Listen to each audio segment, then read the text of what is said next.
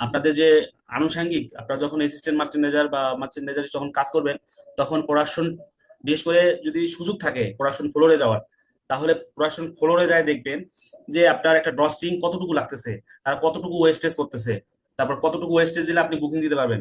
ধরেন একটা elastic tape, elastic binding tape, এই বাইন্ডিং টেপটা আপনারা বুকিং দিচ্ছেন ধরেন 60 ইঞ্চি, স্যাম্পলে আছে 50 ইঞ্চি।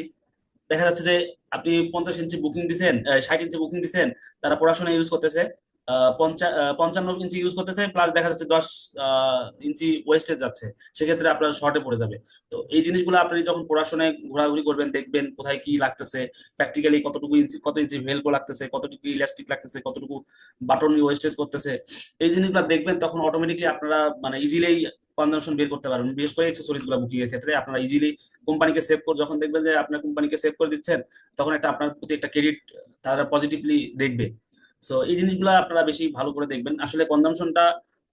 আর যেই কনজাম্পশন ইস্যুটা, যেটা বুকিং দিবেন, বুকিং কনজাম্পশনের ক্ষেত্রে এই নর্মালি আমরা যে বুকিং কনজাম্পশন দেই, এটা আমরা ক্যাডে যাই, ক্যাডে যে টেকনিক্যাল ম্যানেজার থাকে, তারপরে প্যাটার্ন মাস্টার থাকে, অনেক সিনিয়র যারা থাকে, তাদেরই শুধু এক্সেস থাকে এই বাল্ক কনজাম্পশন বুকিং এর ক্ষেত্রে।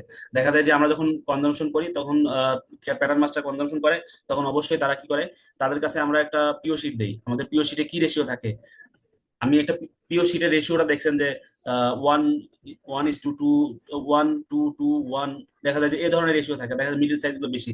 তো ওইভাবে ওই রেশিও দিয়ে ওদেরকে প্যাটার্ন অনুযায়ী তারা সফটওয়্যারে রেশিও বসায় দেয়। আবার দেখা যায় কত কোম্পানিতে কেয়ার নাই, কেয়ার না থাকলে কি করে, তারা প্যাটার্ন করে, ওই প্যাটার্ন গুলো আবার হচ্ছে রেশিও অনুযায়ী তারা